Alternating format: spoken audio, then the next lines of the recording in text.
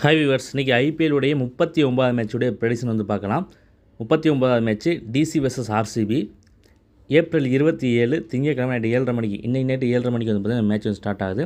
இந்த மேட்ச்சில் யாரெல்லாம் வந்து எப்படி வந்து பெர்ஃபார்ம் பண்ணுவாங்க, யார் அதிக ரன்ஸ் அடிப்பாங்க, யார் அதிக விக்கெட்ஸ் எடுப்பாங்க, யார் நல்லா விளையாடுறதுக்கான வாய்ப்பு வந்து இருக்குது, யார் வந்து சரியாக விளையாட மாட்டாங்கன்னு ஒரு ஃபுல் மேட்ச் ப்ரெடிக்ஷன் வந்து இந்த வீடியோவில் வந்து பார்க்கலாம்.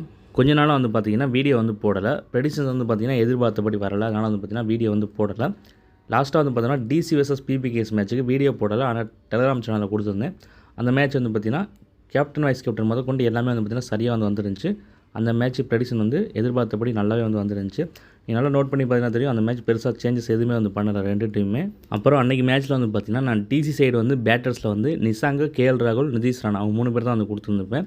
அவங்க 3 பேர் தான் வந்து ரன்ஸ் அடித்தாங்க. நிசாங் மட்டும் சரியாக விளையாடலை. அதோட கேஎல் ராகுல், நிதிஷ் ராணா அவங்களே வந்து முடிச்சிட்டாங்க. அடுத்து சமீர் ரிஸ்வியோ, மில்லரோ, ஸ்டப்ஸோ, அசுடோஸ் சர்மா இவங்கெல்லாம் யாருமே வந்து கொடுக்கல. டாப் ஆர்டர் 3 பேர் தான் வந்து கொடுத்தேன். ஏன்னா டாப் ஆர்டர் மட்டுமே அன்றைக்கி ரன் அடிப்பாங்கன்னு தெரியும்.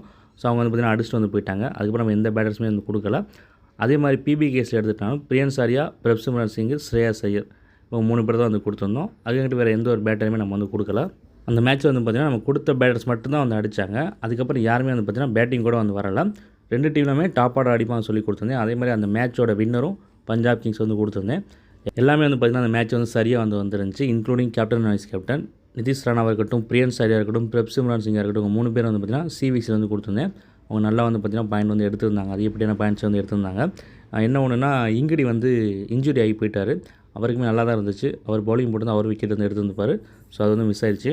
இப்போ ஒன்று வந்து நோட் பண்ணி பார்த்திங்கன்னா வந்து தெரியும், அந்த மேட்ச்சில் ரெண்டு டீமே வந்து பார்த்திங்கன்னா அன்சேஞ்சு, அதாவது எந்த ஒரு சேஞ்சஸுமே வந்து பார்த்திங்கன்னா டீமில் வந்து பண்ணாமல் வந்து வந்தாங்க. அது மாதிரி நான் ஆல்ரெடி சொல்லியிருக்கேன், பிபிகேஸ் வந்து சேஞ்சே பண்ண மாட்டாங்க. ஸோ அவங்க மேட்சஸ்லாம் வந்து பார்த்திங்கன்னா ப்ரெடிக்ஷன்ஸ் வந்து சரியாக வருதுன்னு சொல்லியிருந்திருக்கேன். அன்றைக்கி டிசி வந்து சேஞ்ச் பண்ணலை. ஸோ அந்த மேட்சோடைய ப்ரெடிக்ஷன் வந்து பார்த்திங்கன்னா 70% மேலே நல்லா வந்து வந்திருக்கும். அதே ப்ரெடிக்ஷன்ஸ் வந்து சரியாக வராத டேலாம் வந்து பாருங்கள், சரியாக வராத மேட்சஸ்லாம் அன்றைக்கி வந்து பார்த்திங்கன்னா ஏகப்பட்ட சேஞ்சஸ் வந்து பண்ணியிருப்பாங்க ரெண்டு டீமுமே. அதனால தான் வந்து பார்த்திங்கன்னா எந்த ஒரு ப்ரெடிக்ஷனுமே வந்து பார்த்திங்கன்னா சரியாக வந்து வந்திருக்காது. எந்த ஒரு வருஷமும் இப்படி வந்து இருக்காது. ஆல்மோஸ்ட் வந்து பார்த்திங்கன்னா ஒரு சில சேஞ்சஸ் தான் வந்து இருக்கும். நிறைய டீம் வந்து பார்த்திங்கன்னா அன்சேஞ்சில் தான் வந்து வருவாங்க. ஆனால் இந்த வருஷம் அப்படி வந்து கிடையாது. இந்த வருஷம் வந்து பார்த்திங்கன்னா பிவிகேஸை தவிர மற்ற எல்லா டீமே வந்து பார்த்திங்கன்னா சேஞ்ச் பண்ணிட்டு தான் வந்திருக்காங்க. ஆர்சிபி உட்பட. ஆர்சிபி நல்லா விளையாண்டாலும் அதே போல் ஆர்ஆர் நல்லா விளையாண்டாலுமே இவங்க ரெண்டு டீம்லேயும் வந்து பார்த்திங்கன்னா எல்லா மேட்சும் 1-2 சேஞ்சஸ் வந்து வருது. பிபிகேஸ் மட்டும் தான் வந்து பார்த்திங்கன்னா சேஞ்சே வந்து பண்ணாமல் வந்து இருக்காங்க இந்த வருஷம் ஐபிஎல்லில்.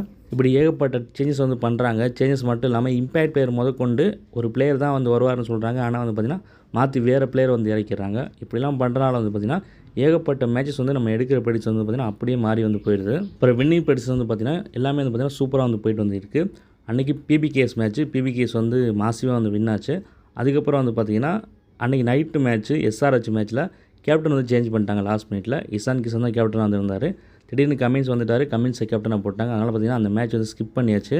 அதுக்கப்புறம் நேற்று மேட்ச்சு, சண்டே மேட்ச் வந்து பார்த்திங்கன்னா 2 மேட்ச்சுமே நான் வந்து கொடுக்கல, ப்ரெடிக்ஷன் வந்து எடுக்கல. நான் வந்து பார்த்திங்கன்னா ராமேஸ்வரம் போயிட்டேன் டெம்பிளுக்கு. ஸோ அதனால் வந்து பார்த்திங்கன்னா ப்ரெடிக்ஷன்ஸ் வந்து கொடுக்க வந்து முடியல. இன்னிலேருந்து பார்த்திங்கன்னா திரும்ப ரெகுலராக வந்து பார்த்திங்கன்னா ப்ரெடிக்ஷன்ஸ் வந்து வரும். அதே போல் வீடியோ வந்து பார்த்திங்கன்னா ரெகுலராக போடுறதுக்கான ட்ரை வந்து பண்ணுறேன். அப்புறம் நான் இங்கே வீடியோ போடாத மேட்சஸ் கூட வந்து பார்த்திங்கன்னா டெலிகிராம் சேனலில் வந்து கொடுப்பேன். டாஸ் போட்டதுக்கப்புறம் பிளேயர்ஸ் வந்து பார்த்திங்கன்னா அப்டேட் வந்து பண்ணுவேன். ஸோ அதுக்கு தான் வந்து டெலிகிராம் சேனலில் ஜாயின் பண்ணிக்கங்கன்னு சொல்கிறேன். யாரும் டெலிகிராம் சேனலில் இன்னும் வந்து ஜாயின் பண்ணாமல் இருந்தீங்கன்னா டிஸ்கிரிப்ஷனில் லிங்க் கொடுத்துருக்கேன், அதில் போய்ட்டு வந்து ஜாயின் பண்ணிக்கோங்க. அப்புறம் நம்ம சேனலை இன்னும் சப்ஸ்கிரைப் பண்ணாதவங்க சப்ஸ்கிரைப் பண்ணிட்டு வந்து பாருங்கள்.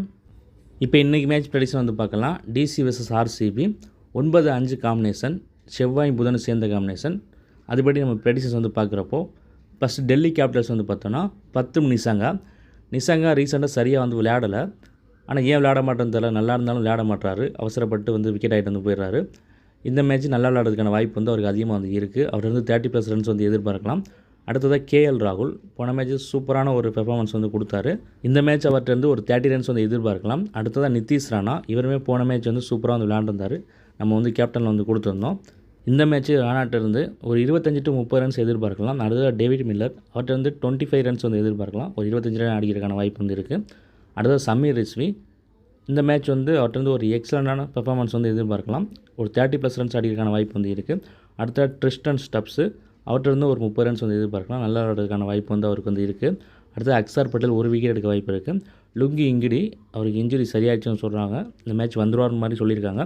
வந்தார்னா ஒரு 1-2 விக்கெட் எடுக்கிறதுக்கான வாய்ப்பு வந்து இருக்குது. அதே மாதிரி குல்தீப் யாதவும் ஒரு 1-2 விக்கெட் எடுக்கிறதுக்கான வாய்ப்பு வந்து இருக்குது.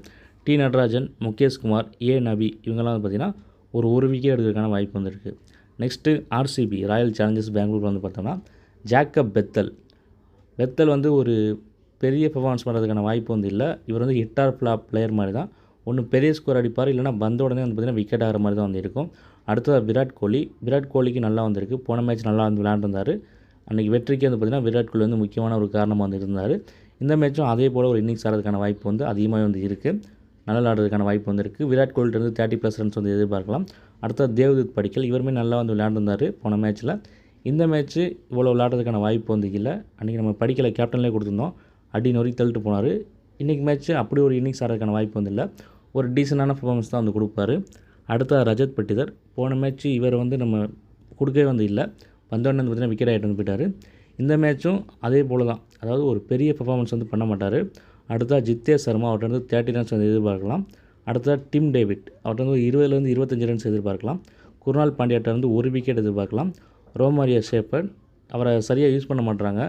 கரெக்டாக யூஸ் பண்ணும் பட்சத்தில் அவர் பேட்டிங்லேயே ரன்ஸ் அடிப்பார், பவுலிங் வந்து பார்த்திங்கன்னா விக்கெட்ஸ் வந்து எடுப்பார். அவருக்கு வந்து பேட்டிங் வந்து அவர் இறக்கி விடவே மாட்டுறாங்க, இயர்லியே அனுப்ப மாட்டுறாங்க. பேட்டிங் வந்தாலும் நல்லா விளையாடுறதுக்கான வாய்ப்பு வந்து இருக்குது. பவுலிங்கில் சரியாக போடாட்டியுமே பேட்டிங்கில் நல்லா ரன்ஸ் எடுக்கிறதுக்கான வாய்ப்பு வந்து பார்த்திங்கன்னா அமைப்பு அவருக்கு இருக்குது. ஆனால் அவரை கரெக்டாக வந்து யூஸ் பண்ண மாட்டுறாங்க, கரெக்டாக இறக்கி விட மாட்டுறாங்க.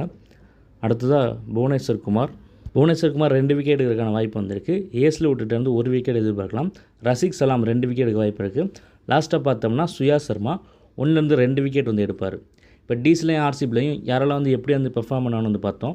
நெக்ஸ்ட் யாரெல்லாம் ட்ரீம் டீம் வரதுக்கு சான்ஸ் இருக்குது, அதாவது யாரெல்லாம் வந்து ஒரு பெஸ்ட் பெர்ஃபார்மன்ஸ் கொடுப்பாங்க அப்படின்னு வந்து பார்க்கலாம்.